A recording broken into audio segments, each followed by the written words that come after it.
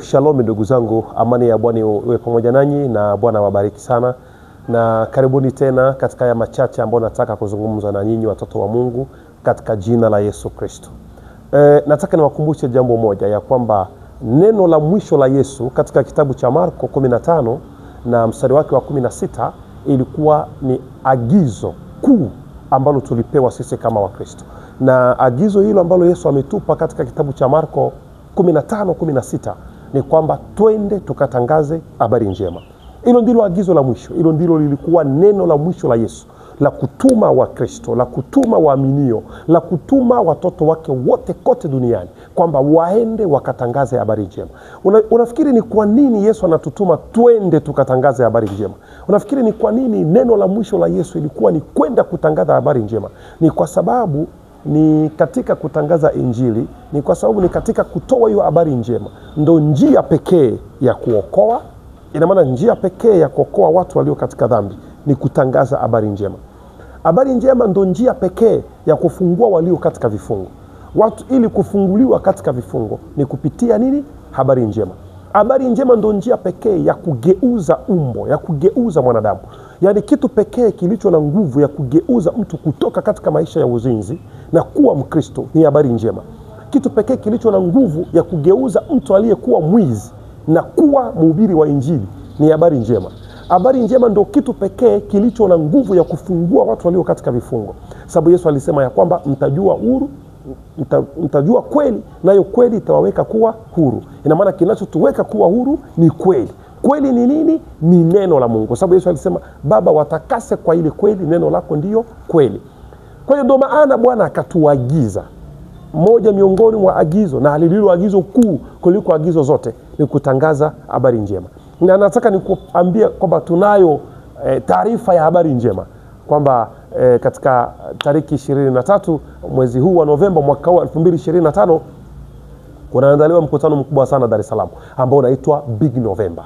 So nataka kutumia mwanya huu kukueleza ya kwamba tukiwa katika Injili kama semavyo mjumbe wetu, kama semavyo nabii ndugu yetu William Marion Branham, kwamba ukiwa katika kazi ya Injili kamwe huwezi kuwa makosani. Yaani uko tu salama. Unajua mbinguni nafsi moja ikiokolewa, mbinguni nafsi moja ikitoka katika ulimwengu wa giza na kuingia katika ulimwengu wa nuru ni sherehe, ni shangwe kubwa. Nafsi moja kuokolewa ni zaidi ya dunia 10 au milioni 10 za wasiookolewa. Kwa hiyo mbinguni kuna shangwe, kuna vingelema, yani ni shangwe ya hali ya juu.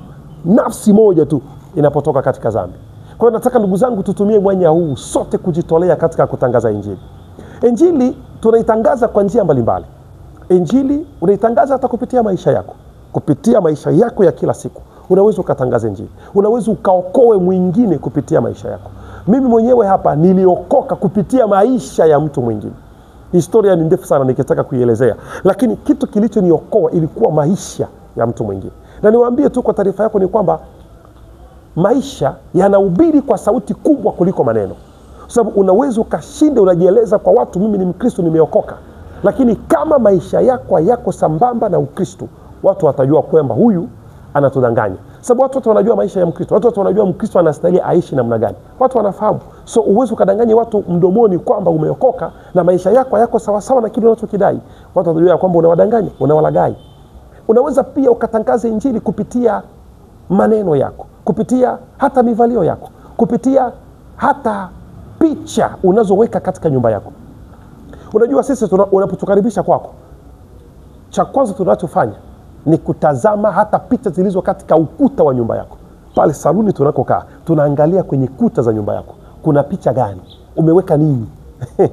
Uwezo ukawe Mkristo na unaweka katika nyumba yako picha za wanawake wenye kwa nusu uchi. Hapana. Uwezo ukawe Mkristo na unaweka kwenye kuta ya nyumba zako, saluni kwako kuna jaa vitu, mapicha mengine ya kishetani. Hapana. Ukiwa Mkristo unaweza kutangaza Injili kwa namna nyingi sana. Kwa namna nyingi sana.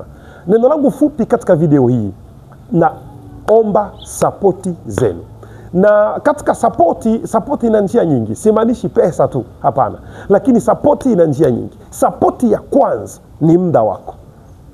Wewe ambaye uko mbali, uwe na muda wa kutufuatilia online. Mkutano huu utaruka katika channel nyingi sana, ikiwemo pia Promova TV na channel ya Kanisa Takatifu la Yehova pale kwa mchungaji Dr. Silas. na channel zingine nyingi. Mimi sijui kama nitapata muda wa kurusha kwa channel yangu hii, lakini Mungu akinijalia basi na mimi nitarusha. Kwa hiyo first of all, your time. Jambo la pili, support iliyo kubwa zaidi ni maombi. Sababu unajua kazi ya injili shetani haipendi. Shetani anataka kuendelea kushikilia watu katika dhambi. Shetani anataka kuendelea kushikilia watu katika maovu. Kwa hiyo hataki watu wahubiri injili. Hataki watu waambie wengine habari njema. Shetani hataki watu waambie wengine habari na ukuu wa huyu Yesu Kristo Mungu wetu. Ndio maana ibilisi anaendelea kushikilia watu katika dhambi. Ukitembea tu hata hapa mahali nilipo, hapa Kigoma tu ukitembea, yani unakuta karibia kila mahali ni dhambi, uchafu na kuasi. Yani karibia kila mkona, karibia kila kona kuna jaa dhambi, kuna jaa ubaya. Kwa hiyo nafikiri shetani sasa hivi anatawala dunia zaidi hata ya 70%. Ndio maana ndugu zangu wapendwa, Wakristo wenzangu, tunahitajika sote kuombea mkutano huu wa injili. Tunahitajika sote kupiga magoti kuomba mkutano huu uweze kufaulu. Kuomba watu waje wengi kusikia neno. Angalau tupate hata nafsi kadha wa kadha ambazo watakubali ili neno la Yesu Kristo. Ambao watakubali uwepo huu, ambao watakubali neno hili. Watu leo wana mioyo migumu sana. Na ni vigumu sana leo kuona watu wanaamini neno. Ni vigumu Hakuna jambo ngumu kama hilo. Watu ambao wanaamini neno. Sio jambo rahisi. Kiasi kwamba hata wale ambao wanajidai kuwa ni Wakristo ambao wako tayari makanisani, lakini walio wengi hawajaamini. Wengi sana. Nimeona wengi wako makanisani lakini mbali sana na Ukristo. Wanadai wameokoka lakini maisha wanayoishi ni tofauti. Na wengi wako hivyo makanisani. Wengine waimbaji wa kwaya, wengine wahubiri, wengine wachungaji, lakini wanadai wameokoka ila maisha wanayoishi tofauti na wanachokidai kwenye midomo yao. Kwa hiyo mpendwa, nakualika utusapoti katika maombi. Tukumbuke, unapokuwa kwako nyumbani, piga magoti angalau hata dakika moja. Ombea mkutano wa injili. Sijui kazi gani ungefanya zaidi kama uweze kusapoti injili ya Bwana.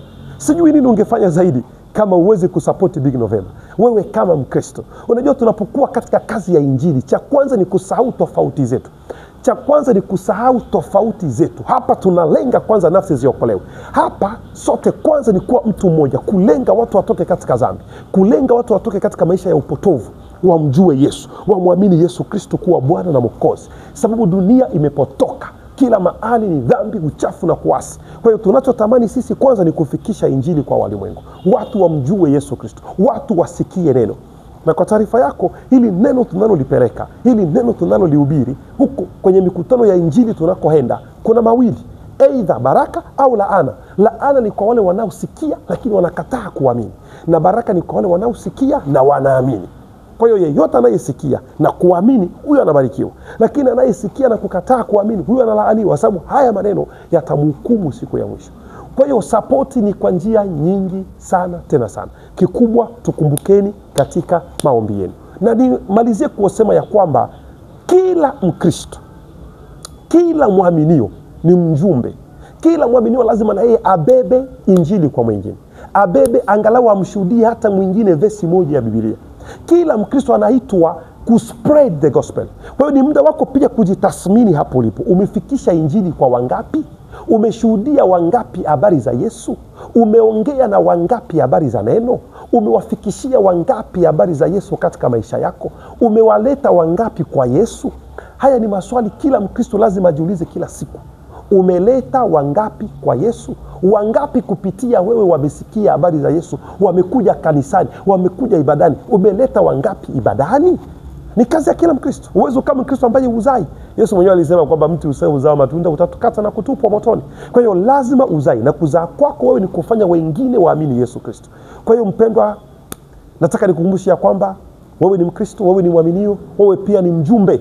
Lazima pia ukabebe ujumbe. Wewe pia ni mtu wa kufikishia mwingine habari za Yesu Kristo. Na huu ndo wakati. Dunia inazidi kuharibika. Dunia inazidi kuwa mbovu. Dunia inazidi kutawaliwa na mapepo. Kwa hiyo huu ndio wakati wa kufikisha injili kwa watu wengine. This is the time. Kwa hiyo tuchangie, tuwe pamoja, tujiunge pamoja ili injili iende mbali zaidi. Watu wasikie kila kona habari za huyo Yesu Kristo. Utachangiaje? Katika maombi, katika kusali, katika kujitolea, katika kushuhudia wengine, katika hata kuposti kwenye Facebook yako au YouTube yako, hata kuposti kwenye Instagram yako, kwenye Twitter yako, hata kuposti kwenye social media yako account habari za injili, habari za Yesu. Andika hata leo tu, andika hapo sema Yesu Kristo ni Mwokozi. inatosha. Yani do something for Jesus, and that is every day. Asante sana ndugu zangu, acha nishare hayo machache, kualika kwenye mkutano wetu wa Big November na kuomba support yenu katika mkutano wa Big November, nikimaanisha support ya maombi, muda na vinginevyo ambavyo Roho Mtakatifu atakavyokuongoza. Asanteni sana, Bwana wabariki na karibuni kwenye mkutano wa Big November. Big November iko hapo Dar es Salaam kwa mchungaji Dr. Silas. Nafikiri unaweza ukapata maelezo zaidi kupitia Promova TV ambao wametoa maelekezo mengi zaidi, na nitajaribu hapa kuweka lile bango, ili kupitia lile bango ukilisoma unaweza ukapata maelezo mengi zaidi. Big November iko wapi? Nafikiri inaanza tariki 23 hadi tariki 30 za mwezi huu wa Novemba, ambao tutakutana na watumishi wa Mungu wengi sana kutoka Nigeria na sisi ambao tumetoka Kongo, na watumishi wengine wa Mungu wako pale Tanzania kwa ajili tu ya kuwaambia watu habari za Yesu Kristo. Kwa hiyo hivi nipo Kigoma, tunaelekea wapi? Dar es Salaam kwenye mkutano wa Big November. Asanteni sana jamani, tuwe pamoja. Bwana wabariki, tuungane na tusonge mbele kumhubiri huyu Yesu. Wenzetu zamani walipata shida, kina Paulo wengine walitaka kufa kwenye maji, na sisi hivyo hivyo tutapitia, lakini lazima tuhubiri Injili. Hatuwezi kuogopa sababu tumefanya ajali, sababu hiki, hapana. Lazima tufikishe watu Injili, lazima watu wajue Yesu Kristo kuwa ni nani. Yani we must do it, na ndio maana tuko njiani tena. Tuna lengo moja tu, watu wajue Yesu Kristo ni nani na watu wasikie Injili ya Yesu Kristo. Bwana wabariki na karibuni Dar es Salaam kwa mchungaji Dr. Silas Kishalule, kanisa takatifu la Yehova, kwa ajili ya kusikiliza neno la Mungu kwenye mkutano wa Big November. Asante.